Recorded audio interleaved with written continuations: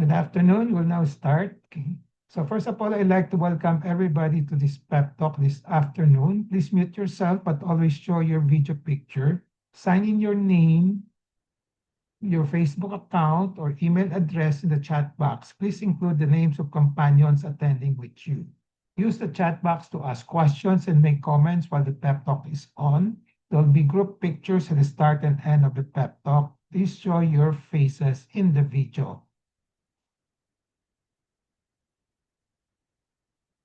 Reminder, after the pep talk, please take the online learning comp evaluation test exercise or OLETE for mastery of learning and have a perfect score to get a certificate like the one shown here. I placed the link in the chat box. Another reminder, obtaining 25 OLETE certificates will entitle one mentee to one voucher for a RO Hoson medical consultation, either face-to-face or telemedical. Another request, please type in your feedback in the chat box during the open forum and before we adjourn. So at the moment, those who have not answered the question, please do so. I'm making a survey before the talk. Okay. Do all operations need antibiotics? Just yes, type in yes or no. Then if you want to add more reasons for justifications, you're welcome to do so. So let's now have a group picture taking before we start the pep talk proper in 2 minutes. Please turn on your video now and show your faces.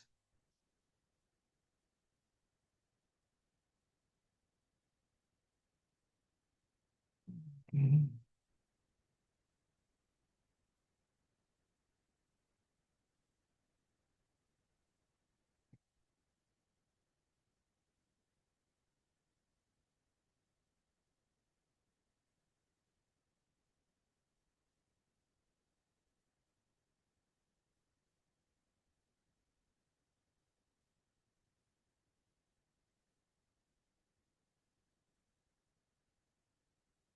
Okay, ready? 1, 2, 3.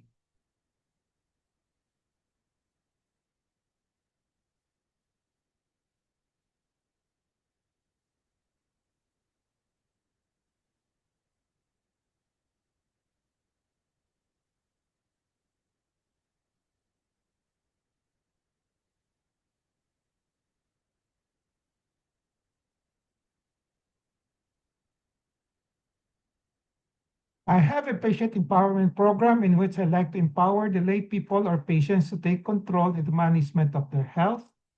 I started the pep talk on May 15, 2021 during the COVID-19 pandemic. There are 3 courses in the pep talk. I completed the core course on October 9, 2021. And then from October 23, 21 onwards, I've been tackling health disorder and health issue courses. May 17, 2025 marks the start of year number 5 for the RO Hoson pep talk. How long the pep talk will last will depend on the enthusiasm, discipline, and perseverance of everybody. My pep talk today is entitled, Do All Operations Need Antibiotics? The empowerment objective is for the lay people to have an essential understanding on whether all operations need antibiotics as part of their health management. The contents will be the following. Do all operations need antibiotics? And then what are the indications? Kailan gagamitin yung antibiotics? If the answer is no, there is no need for routine administration of antibiotics. And then what are RO Hoson advocacy positions on the use and non-use of antibiotics in operations? Disclaimer, my pep talk will contain my thoughts, perceptions, opinions, and recommendations, or TPOR, culled from personal experiences as well as from the writings of other health professionals. Let's start with the first topic. Do all operations need antibiotics? So, categorically, I want to say that no, not all operations need antibiotics. Okay. No, not all operations need antibiotics. Just to repeat it. No, not all operations need antibiotics. So this is the answer to this question, not all. There is a common perception among lay people and even health professionals, even yung mga doktor, mga iba, kumisang surgeons din, no? Pero majority kahit na yung mga doctor na hindi surgeons, okay? So health professionals who are not surgeons, okay, including the lay people, marami dyan, are still expecting the antibiotics after an operations. As I said, sadly, there are also some surgeons who perceive the need for antibiotics in their operations and therefore give to all. Okay? So may mga surgeons na lahat ng operations may antibiotics, no, after an operation. So what are the indications? Kailan gagamitin kung di kailangan routine yung antibiotics in operations? So the primary guide on the indications for giving antibiotics in operations is the assessment by the surgeon on the risk of infection after the operation, whether there's a low, intermediate, high, or very high risk. So yung surgeons ang magko-quantitate ano ba yung chances of infection occurring after the operation. So he can quantify it in terms of low, intermediate, high, very high risk. There's no such thing as 0% wala namang 100% guarantee no infection whether you give or not give antibiotics. No? So it's just a matter of assessing the risk for infection, low, intermediate, high, or very high. So antibiotics are given, when antibiotics are given during the operations, the objective is really to prevent post-operative infection. But it all depends on the risk for infection after the operations. The risk for post-operative infection, just quantify it in terms of low, intermediate, high, and very high, is based on several factors. Number one, the resultant surgical or operative wound classification. I will explain this later on. May mga classifications kaming ginagamit by the surgeons. Then the type of surgery, kung anong klaseng operasyon, the operative factors, and then the patient factors. So these are the four major factors that will, which will be the determinant for the risk for the post-operative infection. So ito yung wound classification. We classify wounds into clean, contaminated, dirty, and infected. Okay. So when you say clean, no infection during the operation, wala, bago gumawa ng hiwa ng surgeon, walang infection on the skin. No entry into the respiratory, gastrointestinal, genitourinary tract.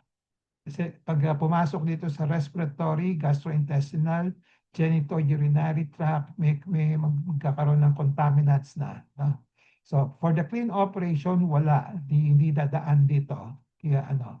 So if this be the case, no infection, no entry into respiratory, gastrointestinal, genitourinary tract, we classify the risk as low risk infection, no? No such thing as zero risk, no? Low risk.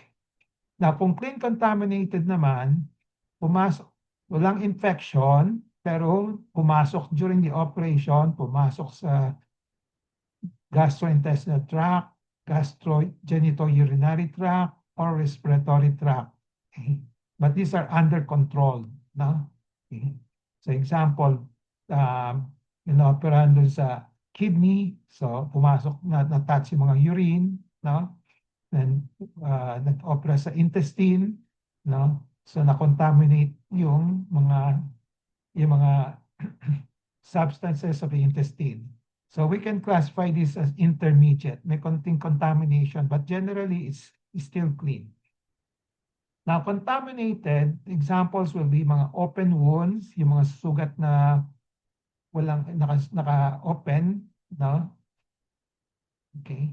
Gross spillage and break in the sterile technique of the operations. Kasi when we operate, we usually we observe sterile technique. Kung may break accidentally, may nag-breaking sterile technique, baka may nahiwa, may naputok na intestine, no, kaya nag-break ang technique, no? Then, we consider that as high infection risk kung contaminated na. Open wounds, yung sugat ay walang skin, nakabalot, no? Over it, naka-open, no? So the last one will be dirty and infected. So if there is an existing infection and perforated viscera, meaning when you say viscera, let's say stomach nag-ruptured, appendix nag-ruptured, okay, intestine nag-ruptured, gano'n, na? Okay. So these are infected, na? Okay. Or dirty, no? So the risk will be very high. So apat ang categorization that we usually use: low, intermediate, high, very high. So this will be used by the surgeons in doing the risk classification based on these situations. Okay. Ito yung mga definitions, na? Okay. So kung sa low siya, there's no indications for antibiotics, na? Pag sa intermediate risk naman, so the surgeon will decide may or may not give antibiotics. Now, for the contaminated one, because the high infection rate, the risk for infection is high, then nagbibigay ng antibiotics. Now, for the very high, of course, we expect bibigyan ng antibiotics. No? Okay. So for low risk, walang antibiotics, hindi kailangan. For intermediate, magde-decide yung doktor whether magbibigay o hindi, okay, depende sa how much is the contamination. Saka depende kung minsan, meron pang other factors like yung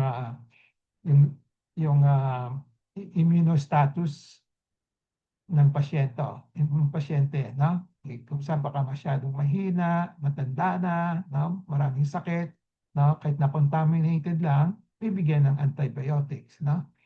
But if the wound is classified as contaminated, dirty, and infected, automatically magbibigay ng antibiotics. So try to remember these slides.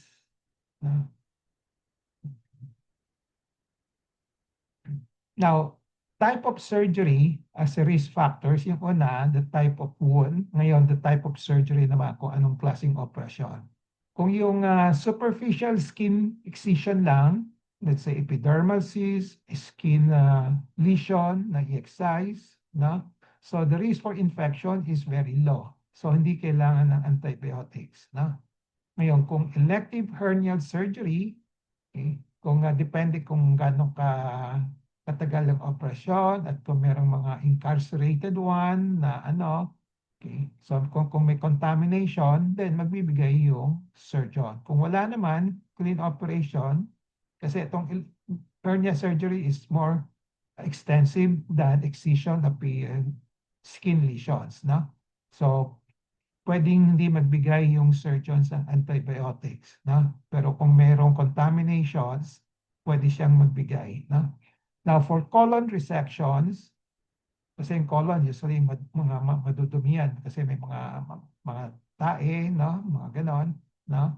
So usually high risk, so nagbibigay ng antibiotics. Now, for emergency abdominal operations, example, with perforation, pumutok ang bituka, no? Okay. So puputulin ng bituka, no? Either with colostomy or anastomosis, very high ang risk for infection, then there's an indications to give antibiotics. Now, yung mga more extensive operation, joint replacement, kahit na malinis, cardiac surgery, kahit na malinis, no? Okay, so because of the risk for infection is high, no? Okay, lalo na kung may mga implants, no? So nagbibigay ng antibiotics, no? Okay. So kung small operation lang, very, very minor, excision lang, wala. No? The rest, it all depends. Now, pag high risk naman, very high, high operations, sophisticated operations, magbibigay ng antibiotics. Dito lang yung mga ito yung mga low to intermediate, pwedeng wala, pwedeng meron. No? Now, yung another operative risk factors will be the long operative time. Kung mahabang masyado, let's say 10 hours ang operation, 5 hours, 6 hours, 8 hours, there's an increased risk, then nagbibigay ng antibiotics. Breaks in sterility, pag hindi, kung may accidentally, may nag-break yung, when I say sterility, we ensure that almost 99% walang bacteria na contaminate sa operative field. No? Pag may break, then there's an increased risk, then we give antibiotics. Then again, the use of prosthetic material, yung mga prosthesis, kasi foreign body siya, there's an increased risk for infection, so nagbibigay ng antibiotics. So long operating time, yung long depende, yung iba isang oras lang is not too long, 2 hours is not too long, 3 hours not too long, pwedeng wala, no? Pero kung mga 7 hours, 10 hours, 12 hours ang operasyon, nagbibigay na ng antibiotics, no? And then the patient risk factors naman, okay, risk factors on the part of the patient. Yung mga may diabetes, yung severe, no? Na immunocompromised, let's say may mga cancer, gano'n, no? Then, because of the increased risk, no? So, pwedeng magbigay, pwedeng hindi, no? Example, kung diabetes ka, mild lang diabetes mo, saka immunosuppression mo is just mild, no? No, there may be no need for the antibiotics, no? Kaya i-control ng katawan yung infection, no? Okay. Obesity, depending again on how obese, smoking, gaano katagal nag-smoke, and how poor nutrition, gaano kapayat, no? Again, it all depends. It can be, antibiotics can be given or not given depending on the extent of these factors, no? Age, more than 70, no? Pwedeng bigyan, pwedeng hindi. Yung mga pwedeng hindi bigyan, let's say kung kahit na 70 years old siya, ang gagawin lang naman, hernia, no? Yung clean na hernia, ang gagawin na lang, baka cauterization of warts, gano'n. Hindi na kailangan ng antibiotics, no? But if the patient is age 70, pagkatapos yung operasyon is extensive, no? Okay? Then, lalo na kung may prosthesis, no, pagbibigay ng antibiotics. No? Then the other risk factor will be kung meron siyang pre-existing infection, no, in the body. So that will increase the risk for infection, therefore magbibigay ng antibiotics. Okay. So example summary of risk levels. No? So we will combine the wound type, surgery type, operative factors, and patient factors together. Isasama-sama natin. Na? So example, ito yung one situation. Clean surgery, walang infection, okay. Walang contamination, and then healthy patients, okay. Walang mga sakit sa, let's say, walang renal disease, walang severe diabetes, walang hypertension, walang okay? And then, yung number of hours for operation is less than 2 hours lang and no prosthesis. So we can classify the risk level as low. Kung low siya, there's no indications for antibiotics. Na? Okay. Now, kung plain contaminated and then longer surgery, let's say 4 hours, 5 hours, and then there are minor comorbidities, let's say mild diabetes siya, mild hypertension, no, ganon. So we classify that as intermediate, no? Then the surgeon will decide whether to give or not to give. So he will assess it based on quantification of the risk here. Okay. Now, kung contaminated and dirty surgery, an immunocompromised patient, talagang mahinang-mahina, maraming sakit, no? There's a high risk for infection, then definitely magbibigay. No? Okay. So among the 4 factors considered in the risk assessment for postoperative wound infection, so the most important still, we put greatest weight on the type of surgery to be done, no? Whether it's clean, contaminated, dirty, or infected, no? Regardless of this type, no? Yan ang ano. Pero kung minsan, you have to factor in the type of surgery, operative factors, and patient factors. Pero among the 4, ang pinakamabigat dito to consider is the type of surgical wound. Okay? Kung dirty siya, kahit na minor operation siya, kahit na maganda yung operative factors niya and patient factors, magbibigay pa rin. Na? Antibiotics, if indicated, can be administered pre-operatively before the operation and continued post-operatively or after the operation. Or it can be given, isang bigayan lang, before the operation or pre-operatively.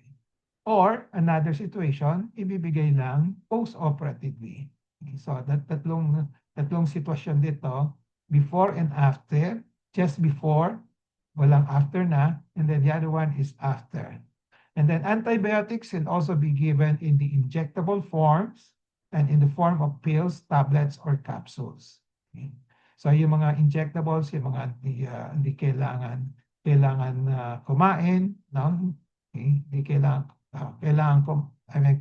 naka-NPO siya, no? Hindi siya pwedeng kumain, usually binibigay ng injectable antibiotics, no? Okay. Yung mga iba pwedeng kumain before the operation, then we can give the antibiotics before yung pills, mga capsules, no? But usually these are being given after the operation. So, in the end, it's still the surgeon who will decide on the most cost-effective regimen. Okay? Whether to give pre-op, both pre-op and post-op, and then pre-op lang or post-operative lang, and then whether to give it in injectable forms, kasi mas mahal yung injectable forms kaysa oral or yung mga tablet capsules. So, ang surgeon magdi-decide dito. So, what are R.O. Hoson's advocacy positions on the use and non-use of antibiotics in operations? Number 1, foremost, my stand is not all operations need antibiotics. Not all operations need antibiotics.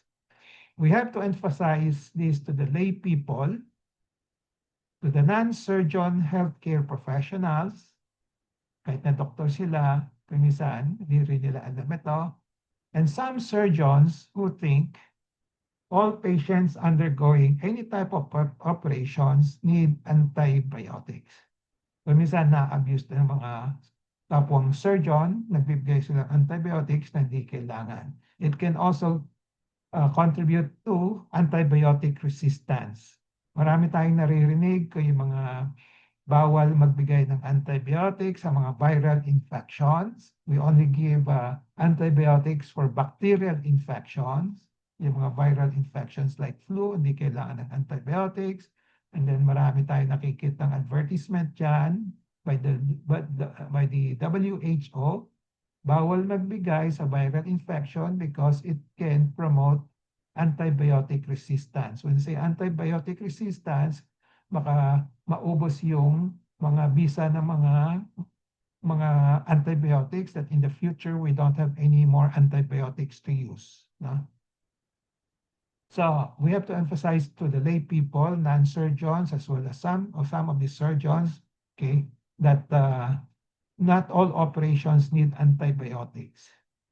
Then we also have to correct their misperceptions. Kung anong nasa mindset nila, kailangan bago i-adjust to modulate patients' expectations and requests for antibiotics.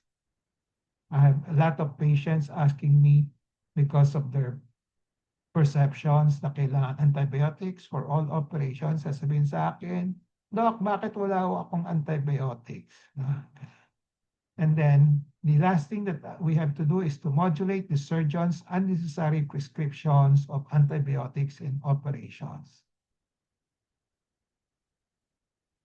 Antibiotics should be given only when indicated, only if indicated. So lay people should remember these general guidelines. Low risk for postoperative infection. If low risk, not needed. High risk, needed, indicated. Intermediate risk, let the surgeon decide. Na? Lay people should know that antibiotics do not guarantee zero postoperative infection. Kahit na magbigay ka ng antibiotics, does not guarantee hindi ka magkaka-infection. Pwede pa rin mag-infection. No? Okay. Kahit na yung mga clean operations. No? So there are other factors to consider. Kung minsan may break in the asepsis, kung minsan yung paglinis ng sugat, no? No? Baka dirty water ang ginagamit, so magkakaroon ng infection. No? So then the surgeons will decide on the cost effectiveness on the antibiotics to be used, and then also on the cost effectiveness on when not to use the antibiotics. Kasi kung di man kailangan at binibigyan ng antibiotics, extra gastos sa pasyente. No? Okay. Kung kailangan naman, the surgeon will decide what is the most cost-effective, meaning yung pinaka-effective pero pinaka-low ang cost. Let's say, pinaka-mura. No? Ganon.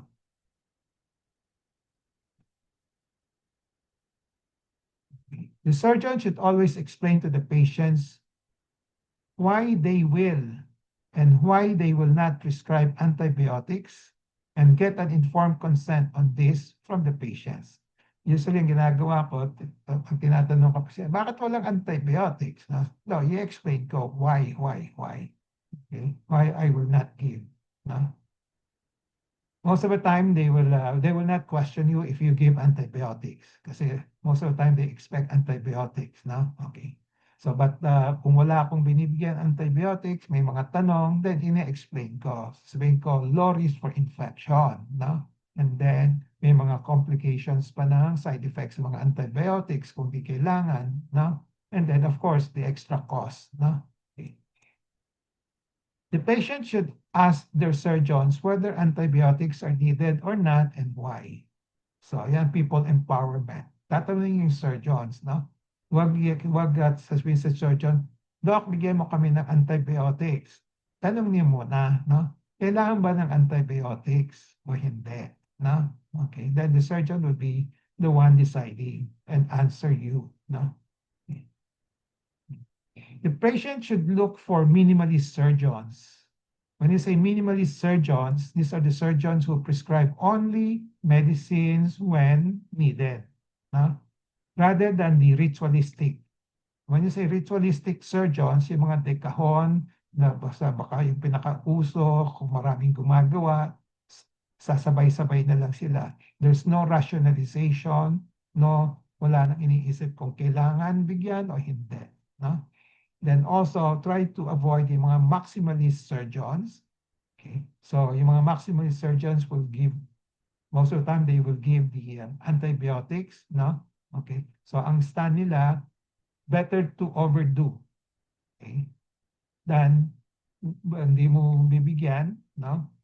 Parang sort of sigurista. Pero usually, hindi rin assurance na if you receive antibiotics, it will avoid infection 100% of the time. So kahit na mag-antibiotics ka, there's still a risk for infection. Why is the judicious use of antibiotics important? Overuse, okay, yung sobrang gamit ng antibiotics, then misuse, hindi mo kailangan gawin at ginamit yung antibiotics, misuse, contributes significantly to the development of antibiotic-resistant bacteria or tinatawag na superbugs, which are a major global health threat ngayon. No? Therefore, healthcare providers follow strict guidelines to ensure that antibiotics are used only when truly necessary. to maximize their effectiveness and minimize the risk of resistance. As I said kanina, may global warning sa atin, huwag tayo mag-misuse, overuse of antibiotics because it will cause antibiotic-resistant bacteria. Okay? So baka daw, kasi mahirap din mag-develop ng new antibiotics. No? Okay. So the moment we lose, pag naubos na yung mga antibiotics natin na effective, tayo ang talo. No? So maghahanap tayo ng bagong antibiotics. No? Also, the use of antibiotics both benefit, and benefit is to control the infection, but there's also the risk, the side effects, not just benefits. We have to understand that. No? So wag lang nating isipin na kailangan ng antibiotic just because we want to have control of the infection, but we should balance it with the risk. No? May mga side effect. No? Also, use of antibiotics entail costs. Okay. As we know, antibiotics are usually expensive. Now, if you have to use antibiotics, kung indicated, my suggestion is you go for the generic antibiotics kung kailangan. No? The generic antibiotics are as good as the mga innovative antibiotics. Okay. Summary and takeaway for this particular afternoon pep talk. I have discussed the following. Do all operations need antibiotics? What are the indications for antibiotics in operations? And what are R.O. Hosson advocacy positions on the use and non-use of antibiotics in operations? Takeaway in relation to patient empowerment, be always in touch with reliable medical information on do all operations need antibiotics? Knowledge is power. It gives power. Use the 4Ks of patient empowerment, kaalaman, kakayanan, karapatan, and kapangyarihan to gain greater control over decisions and make better decisions on this topic. Do all operations need antibiotics as part of your health management? So if you, after this, you will be in a better position to decide on yourself kung may sugat ka, may operation ka. Okay, actually yung principles on the operations that I discussed today, this afternoon, will be applicable to mga sugat na let's say na aksidente, na nasugatan, ganun din, no? Okay, applicable yon, no? So, as part of your health management, know when to use the antibiotics. So this ends my pep talk today. I hope I have empowered you to have an essential understanding on whether all operations need antibiotics as part of your health management. So before we go to the QA's portion, reminder after the pep talk, please take the online learning evaluation test exercise for mastery of learning and have a perfect score to get a certificate like this. I have placed the link in the chat box. And then obtaining 25 letter certificates will entitle one mentee to a voucher for a R.O. Hosson medical consultation, either face-to-face or telemedical. Another request, please type in your feedback in the chat box during the open forum and before we adjourn. Thank you. Let's now have a group picture taking before we start the QA and interactions. Please turn on your video now.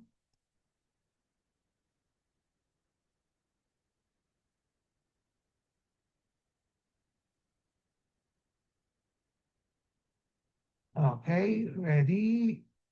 Sino pa ba wala sa picture? Okay, Zoom user. Okay. One, two, three.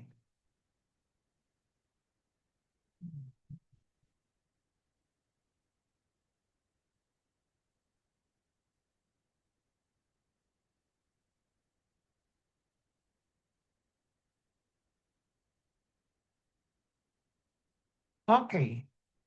The floor is now open for questions, comments, suggestions.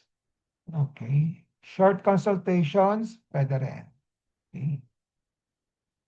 So, based on the survey, tingnan natin survey, ilan ang sagot. Ang last person to answer is Baby Spirito. Okay. Si Rochelle lang. The rest no, pero si Rochelle ang yes. Rochelle, Yes po, Doc. Hi. anong, ano, bakit? Bakit po ako nag-yes? Yes, yan ang, Ah, hindi, I won't blame you. Baka yan ang opo, opo. perception. Okay. Oo. Ano po kasi bilang isang ordinaryong pasyente po, no, no, hindi po ganito kalawak yung kaalaman tungkol sa antibiotics. Ang alam Okay. ko kasi every time may operation, may antibiotics siya to prevent infection. Okay. So yun po ang pagkakaalam ko. Now with the ano po, with the pep talk, now I understand na hindi po lahat kailangan ng antibiotics. It all depends on the surgeon's recommendation. But so you know, Doc, alam ko rin po na aware kayo na not all doctors are as minimalist as you. So meron pong talagang minsan po nagiging automatic sa mga doktor every time may operation, may antibiotics. Based on my experience lang po, Doc, ha. So palagi pong hindi po nawawala si antibiotics sa prescription every time po may ganyan. May operation or whatever. Kasi yung simple nga lang po na tonsillitis, may antibiotics eh. Yung parang nire-relate ko po siya doon, Doc. So yun yung why I answered yes. Yun Yeah, po yung okay. reason. Okay, first of all, I'd like to thank you for joining us and then contributing to this interactions, no? Kasi Thank you din, Doc. it really drive home my yung reason why I decided to talk on this one, no? Kasi pag choice of topics ko, a lot of times I consider yung mga which yung from experience, no? Maraming may misconceptions, no? As I said, pag nag-o-opera ako, kung minsan malinis, no? Ang daming pag wala ako I don't give antibiotics left and right. Kung wala akong antibiotics, no, sa tanong sa akin, Doc, bakit walang antibiotics? No? Okay. So sasabihin ko sa kanila, hindi kailangan. Number one, malinis naman ang operasyon. Number two, sabi ko, malinis naman ako mag-opera. Baka yung nagbibigay sa iyo ng antibiotics, marami mag-opera. Binibiro ko lang, no? Ganon, no? Okay. Then it's also true that yung maganda yung observation mo rin. Thank you, no? May mga surgeons talaga na dekahon na lang sila, no? Basta. Kasi kung minsan, ano ang aking thinking lang dito, bakit yung mga ibang surgeons nagbigay ng antibiotics? Kasi they just want to satisfy the patients without explaining. Kasi alam nila, nag-expect yung mga pasyente ng antibiotics, no? So magbibigay na lang sila kaysa mag-explain sila, no? That's one. Tama? Tama ba? Maraming Correct dok. po, Doc. Yes, Oo. marami pong ganyan, Doc. Oo, hindi na ayaw na nila mag-explain. Okay, basta kasi sabi na, ina-expect ng pasyente, bahala siya magbayad. Ito siya bibili. No? Okay. So number two, yung iba na parang ano, hindi sila nag-iisip na basta parang naging routine na. Kasi kumisan yung mga in training o dating ginagawa na nagbabago yan eh, no? Let's say kung may mga studies that shows na yung incidence of infection, let's say after an operation, a certain type of operations, mababa lang. At before, kung nagbibigay sila ng antibiotics, no? So pwede nilang palitan, no? ng posisyon, no? Okay. Example, yung mga, okay, 1, 2, 3. Okay. 1, 2, 3. About 4 of you present here now, no? Yung mga may breast operations, no? I don't think I gave you antibiotics. Di ba? Okay. Seni, di ba? Wala akong Yes po, antibiotics. Doc. Okay. Wala po. So, modified Nanghihingi radical po ako, hindi mastectomy. niyo ako binigyan. Okay. So, sila Lorly, wala rin. Sila Ellen, wala rin. Kahit na, kasi may mga institutions that will tell you na pag gumawa kayo ng modified radical mastectomy, dapat may antibiotics. No? Sa akin, because I base it on my personal experience, mga 1% lang bihira yung infection. I'm not going to say zero, no? Kung 99% or 98% wala namang infection, bakit mo pa bibigyan, di ba? Okay. So which is true in all your cases. Si Mayan na-operahan ka rin, di ba? Wala namang infection, no? Wala akong antibiotics binigay, no? So practically all of you who underwent breast operations, wala akong binigyan ng antibiotics, no? Kahit na yung operation natin is 2 hours major operations, no? Okay. Nagbibigay lang ako ng antibiotics kung let's say yung breast cancer na pumutok na, no, bago ko operahan, no? May mga nana pumutok na, no, that kailangan operahan. So may break na sa skin, may contamination na. That's the time I give antibiotics, no? But even with that giving of antibiotics, wala ring guarantee na hindi mag-infect, no? Okay. Pero kung malinis ang yung sugat, malinis ang bukol, no? Usually hindi kailangan ng antibiotics, no? Ganon din sa thyroid, no? So kadalasan marami diyan mga surgeons nagbibigay ng antibiotics, no?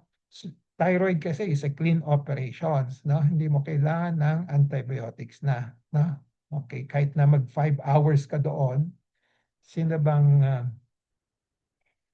wala sa Dok, inyo rito? may tanong lang po. Sige, baby. Kung naoperahan, pagkalabas ng operating room, recovery, wala pang 24 hours, nilagnat. Oh, Tuloy-tuloy ang nilagnat. lagnat. Oo. Opo. So, So, binigyan ng antibiotics. yung sige. Number one, titingnan natin, ano ba yung reason bakit siya nilagnat? Di ba? Kasi, Okay. Dok, naoperahan sa colon, tinanggal ang buko. Tapos nilagnat. Tapos parang Ay, mayroong nagnana. Sa charity kasi, hindi, sa colon, usually nagbibigay ng antibiotics. nagbibigay po. Oo. Di siya nabigyan ng antibiotics? Binigyan nga po, Dok, kasi nilagnat, IV, ng ilang days, 1 week yata. Okay. Pag colon kasi, usually kasi medyo marumi yung colon, di ba? Kasi may contaminations, mga etches yan no? So Opo. usually binibigyan ng antibiotics before the operation, no? But even Aha. with the giving of antibiotics, as I said, wala ring guarantee. Just like in your, no? Kung kakaroon pa rin ng infection, no? Pwede pa rin, no? Apo. Okay, Apo. kasi it Aha. could be due to other factors like mahina ang resistensya ng pasyente, no? Kahit na bigyan mo ng antibiotics, hindi kakayanin. Number two, Aha. baka yung operasyon ng surgeon, medyo kalat-kalat yung hindi Di malinis, maganda. no? Okay. Apo. Aha. So, anyway, Usually, Dok, pag ganun sa charity, ganun yata. ah, hindi, Sa charity, kahit sa private, ganun din. ganun din po. Depende sa Ah, surgeon. Depende sa surgeon, ah, iba-ibang surgeon. Na? Okay. ah, ah, So meron sige din po. mga, let's say thyroidectomy, malinis, hindi kailangan ng operation, hindi kailangan ng antibiotics, no? Nagkaroon ng fever after the operation, no? Pwede, Apo. ha? Aha. So hindi ibig sabihin, may infection siya sa sugat, no? So yan Apo. tinatawag na infection sa baga, no? Ah, Okay. First day, basta fever on the first day of the operation, usually yung tinatawag na atelectasis, sa baga, no? So, apo. pwede naman hindi bigyan ng antibiotics kagad, i-observe lang. Then, the next, Aha. basta deep breathing exercise lang, no? And then, Aha. usually mawawala yung fever, no? Okay. Apo. So hindi ibig sabihin na nagkaroon ng fever, automatically it's infection on the wound on the Aha. operation, no? Okay? Apo, Doktor. Apo. Okay. Thank you, Doc. Okay, you're welcome. So good. Maganda yung mga samples na binibigay ninyo. Sige, share pa para maano natin. Okay. Applicable din sa mga sugat ito, ha? Pag let's say nasugatan ka na, nahiwa ka, mag-antibiotics ka ba? Nahiwa ka lang ng isang blade, no? Na Hindi, Doc. malinis Pero pag blade. nababad sa baha, Doc, antibiotics. Doxycycline. Doc, opo, Doc. Doxycycline, okay. Opo, Pag Doc. let's say, abrasion, nagasgas, na ganon, na pwedeng hindi na kasi nasa mababaw lang, no? Linisin lang, no? Pwedeng walang antibiotics, no? Yung sugat naman, yung nahiwa lang, may konting laceration, pas linis lang, pwedeng hindi na magbigay ng antibiotics, no? Okay. Pero kung yung mga sugat na talagang, let's say, may infection na, no? Karoon ng nana, no, kailangan ng antibiotics na yon, no? Okay. So, ganun din sa yung operation is just like any sugat na, pero ang kaibahan lang sa operasyon, ginawa ng surgeon yon intentionally, no? Yung mga accidental sugat, no, iba yon, no? Iba yung, yung ang sitwasyon, iba, no? Pero principles are still the same, no? Ika-classify into clean, contaminated, saka dirty. Yung dirty, may nana talaga. May nana na yung sugat, no? May nana na yung operasyon, no? So, kailangan na talaga ng antibiotics, no? Pero sabihin ko lang sa inyo, antibiotics is walang absolute guarantee na makokontrol, no? Kung may infection, dapat tanggalin yung mga infection. Kung minsan, yung operative technique ay importante doon, no? Example, pag may pigsa. Pag may pigsa ka, no? Kahit na mag-antibiotics ka, pag di pa pumuputok ang pigsa, no? Andyan pa rin. Di ba? Pero pag pumutok na yung pigsa, o kaya binutasan ng doktor na drain, natanggalin yung nana, kadalasan di mo na kailangan ng antibiotics. Basta tanggalin mo lang yung nana. Na? Okay? So that's an example of rational use of antibiotics. Na? Okay? So kaya kung may nana, may pigsa, may patanggalin yung nana kaysa mag-rely on antibiotics. No? Okay. Okay. So any more questions? Antibiotics. So, not all operations need antibiotics. Tapos, hindi. So, the principles are the same sa mga sugat. No? Okay. So, pag may operation kayo, tanong na lang niyo sa doktor, Dok, kailangan ko ba ng antibiotics? Pag sinabi niya hindi kailangan, tanggapin ninyo. No? Pag sinabi niya kailangan, tanong din ninyo, bakit kailangan? Kasi kung minsan, baka take home lang siya. No? Okay. Okay. So, any more? Still have 5 minutes?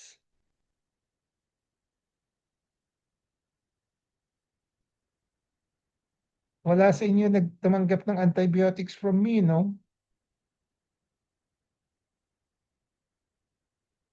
Belet, nag-antibiotics ka ba, Belet? Doc, hindi po. Pero hindi Oh, po kayo nag-opera sa kaya akin. nga. So, hindi ka Hindi po, nabigyan. hindi po ako Okay. binigyan ni Dr. Okay. Gemma. Good. Good. Parang pain reliever lang ho ang binigay. Good. Okay. Kahit na yung baka meron kang 1 dose ng antibiotics before the operation. Hindi Hindi ko mo ho alam. matandaan. Hindi ko na ho Okay. matanda kung ako binigyan. Okay. May mga ganon, bibigyan ka ng 1 dose before the operation. Yung tinatawag na prophylactic, no? After that, wala na, no? Ganon. Opo. So, baka meron, no? 1 Hindi ko dose. na ho, hindi ko na. Yeah. Ako, I don't, kahit na 1 dose, hindi ko binibigyan pag malinis ng operasyon, no? Okay. Yung thyroid, ganun din. Marami dyan sa mga surgeons in Manila, nagbibigay sila ng 1 dose, no? Okay. Okay. Okay. So, wala nang tanong. Wala na po, Doc. So, not all operations need antibiotics, ha? Tandaan lang ho ninyo, no? Okay. Okay. So, kung wala nang tanong, we'll call it a day. We'll see each other again next week. No? Yes. Okay? Thank you, Doc. Bye-bye. Thank you, Bye. Doc. Thank you po, Salamat Doc. Thank you Happy po, Doc. weekend. Happy Bye. weekend also. Bye-bye. Thank you po.